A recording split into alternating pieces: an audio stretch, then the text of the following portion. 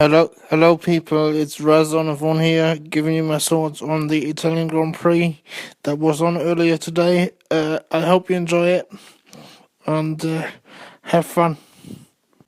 After qualifying, we all were stunned when Jensen Button announced that he would be retained by McLaren for. Uh, but taken effectively a sabbatical. But apparently he is going to be coming through to some races, and apparently McLaren do have the option to put him back in the car in 2018.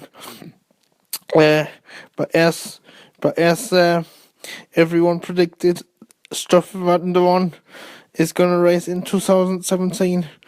But I personally think this is going to be the end of Jensen Button's career, because I don't think they have anything in place to for him to come back in 2017, unless Fernando Alonso retires. What's your opinion on this?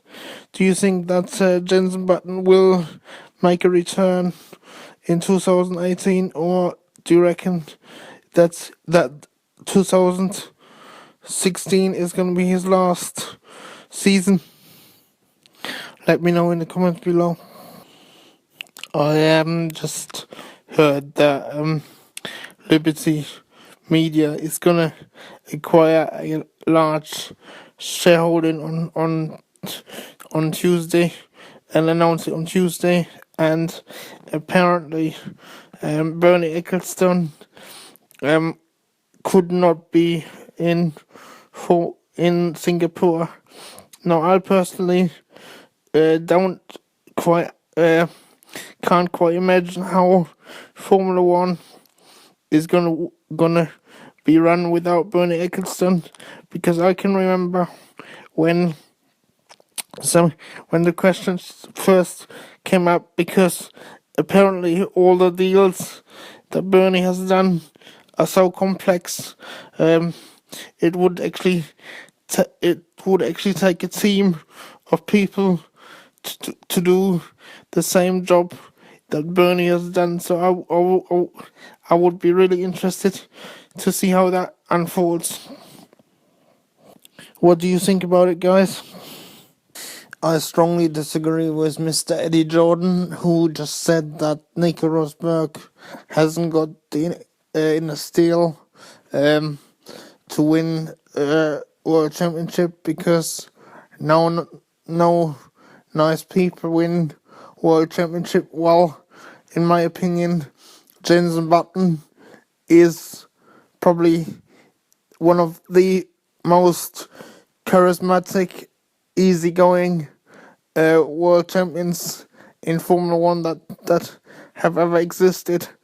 In fact, I would love to go and have a beer with Jensen Button at some point, if I could.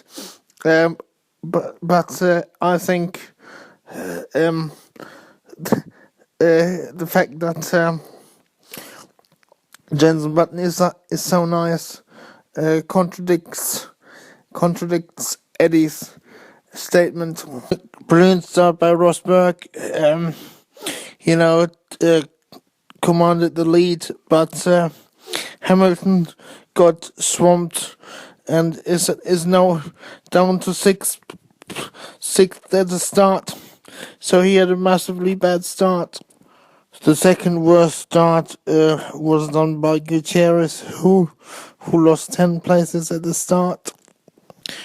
Contact between Nasser and Palmer, ending up in the two locked wheels, and it ended up taking the front wing out of Palmer's car and taking the rear tire off the rim of Nasser's car. So that's the first incident.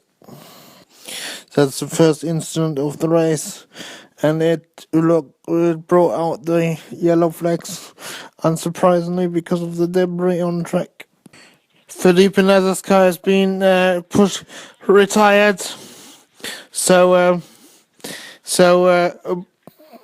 but I can now tell you already that he did get a 5 second. I think it was a 5 second penalty for the collision with Palmer. However, he to avoid a grid penalty at the next race, he did come out and and serve that especially, but then he retired. Question for you guys: do you think that is a loophole that needs to be filled or prevented from be used, exploited in the future? Let me know in the comments below, and let's have the discussion.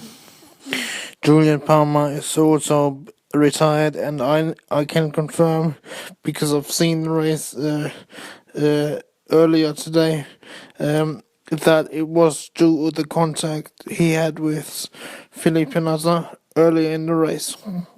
Vettel just had a slightly delayed first pit stop.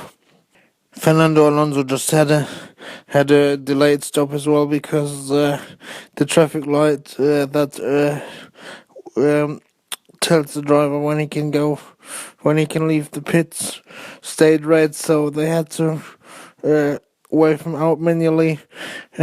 Shows you what teething problems the cars, the teams have, even at this high level of motorsport. This reminds me a little bit about when I think it was Michael Schumacher, that when they left the Jack on the start line at Ferrari. I don't know which year it was, and also more recently when Ricardo, the Red Bull didn't have the tires ready for Ricardo. So these things do happen even in Formula One. When Pascal Wehrlein got asked to stop the car on lap 26, I do believe, out of 53 laps. They sounded quite urgent. It sounded quite urgent, so there must have been something wrong with the car, with the engine, I think. Danny Kvyat has had a problem putting. He got done for speeding in the pit lane, and now is under investigation. Daniel Kvyat just retired in his 50th Grand Prix. The kid doesn't have any luck, does he? I mean, I doubt whether he's going to be in Formula One next year. What do you guys think? Will Daniel Kvyat be in Formula One next year? Leave your comments below, and let's start a discussion. Okay, guys. Nico Rosberg wins his 7th Grand Prix of the season, which means he has got more Grand Prix wins in a season than he ever has had previously. Second goes to Hamilton, and third goes to Vettel, which means consequently that the gap is now shrunk to 2 points in the championship.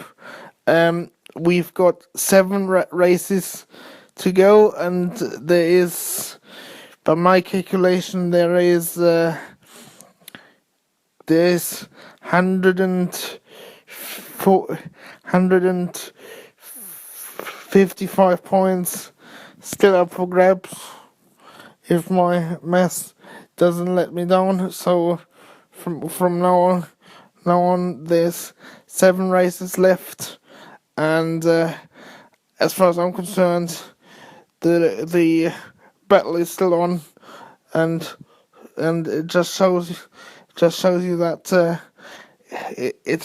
Hamilton isn't so much in control as everybody thought.